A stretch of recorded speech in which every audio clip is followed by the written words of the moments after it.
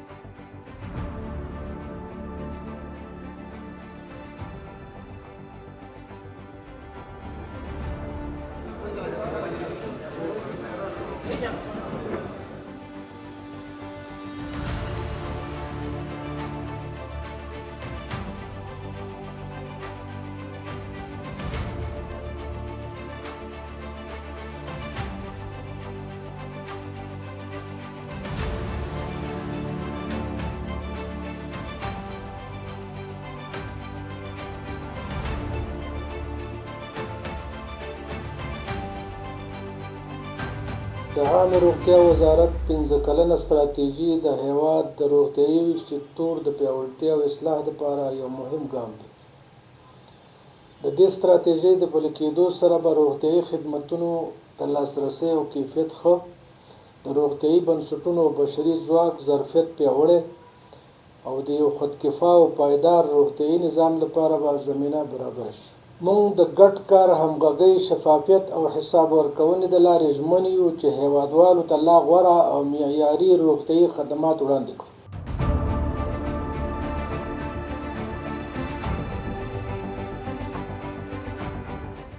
د افغانستان اسلامي امارت د عامه روغتیا وزارت د پالیسي او پلان عمومي ریاست د علمي او تخنیکي اصولو پر بنسټ د روغتیا عمومي ستراتیژي تدوین کړې ده.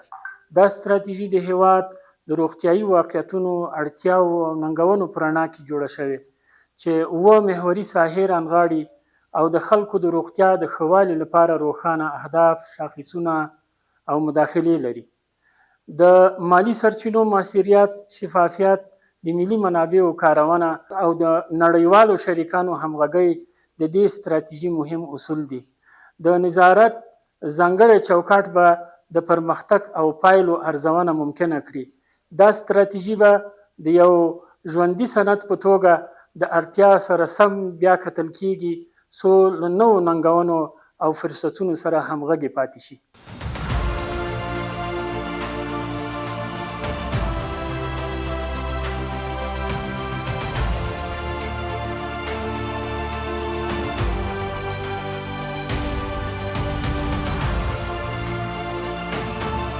استراتژی عمومی صحت نقشه راه ما برای تقویت نظام صحی، بهبود کیفیت و دسترسی عادلانه به خدمات صحی و تأمین آینده سالمتر برای مردم افغانستان است.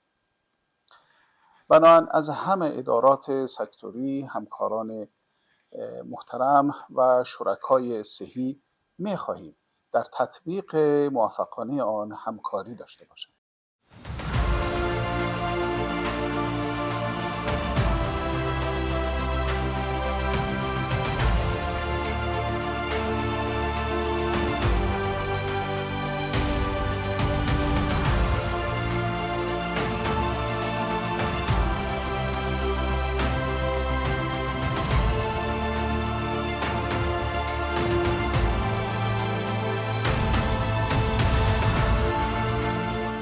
الحمدلله د عامه روغتیا وزارت د نوې 15 کلنې ستراتیژۍ له مخې موږ د هیواد روغتیايي نظام د اصلاح او پرمختګ لپاره لاندې عمده کارونه ترسره کوو.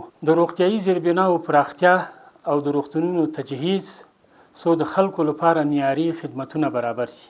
د وقایوي او معالجوي خدمتونو پراخول، د واکسین پوښښ زیاتول او د ساري او غیر ساري ناروغیو مخنیوی، د روغتیايي کارکوونکو ظرفیت لوړونه، د عادلانه ویش او مسلکي روزنې پروګرامونه، د درملو او غذایي محصولاتو کیفیت ښه کول، د کورنیو تولیداتو ملاتړ او د بازار کنټرول، د روغتیایي معلوماتو سیستم معیاري کول، برېښنایي دوسیې او دقیق راپور ورکونه، د مالی سرچینو اغیزمنه کارونه، شفافیت او د ملي منابعو پر بنسټ تمویل، د نظارت او ارزونې قوي چوکاټ جوړول څو د خدمتونو کیفیت او پایلې په دوامداره ډول وڅارل شي، د نړیوالو شریکانو همغږي او د خصوصي سکتور مشارکت PPP پیاوړتیا څو د خدمتونو تنوع او پایداریتوب تضمین شي.